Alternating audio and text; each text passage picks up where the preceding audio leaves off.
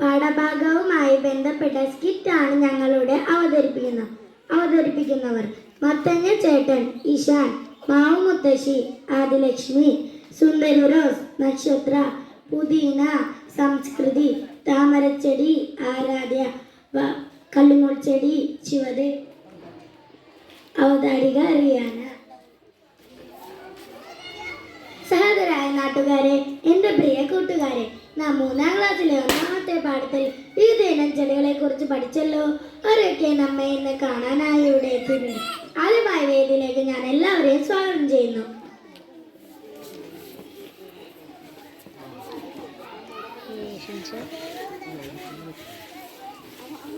ആദ്യമായ വേദിയിലേക്ക് നിറഞ്ഞ കയ്യടികളോട് മത്തങ്ങ വള്ളിച്ചേട്ടനെയാണ് സ്വാഗതം ചെയ്യുന്നത്. ചേട്ടൻ കടന്നു വരൂ.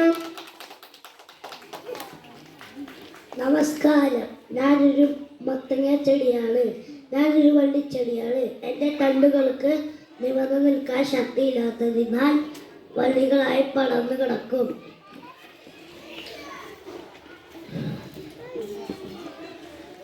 എൻ്റെ കുഞ്ഞു മത്തങ്ങ മണ്ണിൽ കിടന്നാണ് വിരിയാറ്. സാരമില്ല ചേട്ടാ, എല്ലാവരും ഒരുപോലെ ആവില്ലല്ലോ. അതിരുചികരമായ മത്തങ്ങ കൊണ്ടുണ്ടാക്കുന്ന പായസവും ഹലവും നമുക്കേറെ പ്രിയമാണല്ലോ. ചേട്ടൻ്റെ വള്ളിക്കുടുംബത്തിലെ മറ്റു അംഗങ്ങളുടെ പേര് പറയാമോ? വെള്ളരിക്ക, പാവയ്ക്ക, പടവലങ്ങ തുടങ്ങിയവ. നന്ദി ചേട്ടാ. അടുത്തതായി വേദിയിലേക്ക് സ്വാഗതം ചെയ്യുന്നു മാവു മുത്തശ്ശി. മുത്തശ്ശി പ്ലീസ്. കുട്ടികളെ, ഞാൻ മാവു മുത്തശ്ശി. ഞാൻ ഒരു മരമാണ്. ഞാൻ വലുതും ശക്തവുമാണ്. എൻ്റെ തണ്ടുകൾക്ക് നല്ല ബലമാണ്. കൂടാതെ വർഷങ്ങളോളം നിലനിൽക്കും. അടിപൊളി.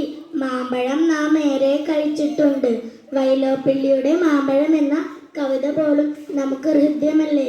മുത്തശ്ശി, ഇതുപോലുള്ള മറ്റു മരങ്ങളുടെ പേര് പറയാമോ?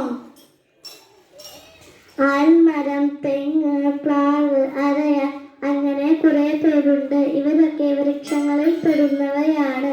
ഞങ്ങൾക്ക് ഒരുപാട് കാലം ആയുസ്സുമുണ്ട്. മനുഷ്യരുടെ പല തലമുറകളെ നമ്മൾ കാണാറുണ്ട്. നിങ്ങളുടെയൊക്കെ മുത്തശ്ശിമാരെ വരെ ഞാൻ കണ്ടിട്ടുണ്ട്. നന്ദി മുത്തശ്ശി, ഞങ്ങൾക്ക് ഒരുപാട് കാര്യം പറഞ്ഞു തന്നതിന്. അടുത്തതായ വേദിയിലേക്ക് സ്വാഗതം ചെയ്യുന്നു നമ്മുടെ യുവതാരം പുതിന.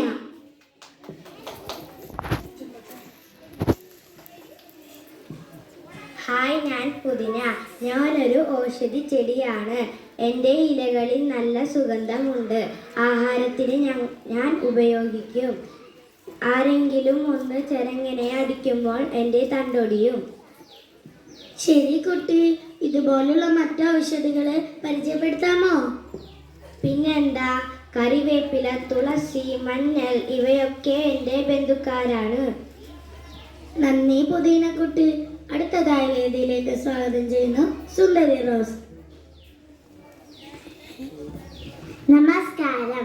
ഞാനൊരു കുറ്റിച്ചെടിയാണ്. എൻ്റെ തണ്ട് കുറച്ച് കട്ടിയുള്ളതാണ്. ഞാൻ വൃക്ഷങ്ങളുടെ അത്രയും ഉയരം വയ്ക്കാറില്ല. എന്നാൽ ഞാൻ അത്ര ചെറുതല്ല. കൂടുതൽ നിറങ്ങളുള്ള പൂക്കൾ പിടിക്കുന്ന സസ്യമായതിനാൽ ഞങ്ങളൊക്കെയും സുന്ദരിമാരാണ്. റോസാപ്പൂക്കൾ അതിമനോഹരമാണ്. സുന്ദരി റോസിനോട് ഞാൻ യോജിക്കുന്നു. ഇതുപോലുള്ള മറ്റു ചെടികളെ പരിചയപ്പെടുത്താമോ? ചെമ്പരത്തി, ബോഗൻവില്ല, കോളാമ്പിപ്പൂ ഇവരൊക്കെ എന്നെ പോലെ സുന്ദരിമാരായ കുറ്റിച്ചെടികളാണ്. നന്ദി കുമാരി സുന്ദരി റോസ്. അടുത്തതായ വേദിയിലേക്ക് സ്വാഗതം ചെയ്യുന്നു താമരച്ചെടി. നമസ്കാരം. ഞാൻ താമര. ഞാൻ ഒരു ജലസസ്യമാണ്. ഞാൻ കുളത്തിലും തടാകങ്ങളിലും വളരുന്നു. അത് രസകരം തന്നെ. ഇതുപോലുള്ള മറ്റു ജലച്ചെടികളെ അറിയാമോ? നീർലില്ലി, ആമ്പൽ. നന്ദി താമരച്ചെടി. അടുത്തതായ വേദിയിലേക്ക് നിറഞ്ഞ മുള്ളുകളുള്ള ഒരാൾ കടന്നു വരുന്നുണ്ട്. നമുക്ക് പരിചയപ്പെടാം. ഹലോ, ഞാൻ കള്ളിമുൾ ചെടി. മരുഭൂമിയിലാണ് ഞാൻ വളരുന്നത്. എൻ്റെ തണ്ടുകളിൽ വെള്ളം സംഭരിച്ച് വരണ്ട പ്രദേശങ്ങളിൽ ജീവിക്കുന്നു. തൊടാനേ വയ്യ. ചേട്ടന് എന്തുമാത്രം മുള്ളുകളാ. ഇലയൊന്നുമില്ലേ? ഇതുപോലുള്ള മറ്റു മരുഭൂമി ചെടികളെ അറിയാമോ? അലോവേര, യൂഫോർബിയ എന്നിവ എൻ്റെ കുടുംബത്തിൽപ്പെട്ടവരാണ്. നന്ദി ചേട്ടാ. ഇന്ന് നമ്മൾ വിവിധ തരം സസ്യങ്ങളെ പരിചയപ്പെട്ടു. വള്ളിച്ചെടികൾ, വൃക്ഷങ്ങൾ, കുറ്റിച്ചെടികൾ, ഔഷധികൾ, ജലസസ്യങ്ങൾ, മരുഭൂമിയിൽ വളരുന്ന സസ്യങ്ങൾ. ഓരോ സസ്യത്തിനും അതിൻ്റെതായ പ്രാധാന്യമുണ്ട്.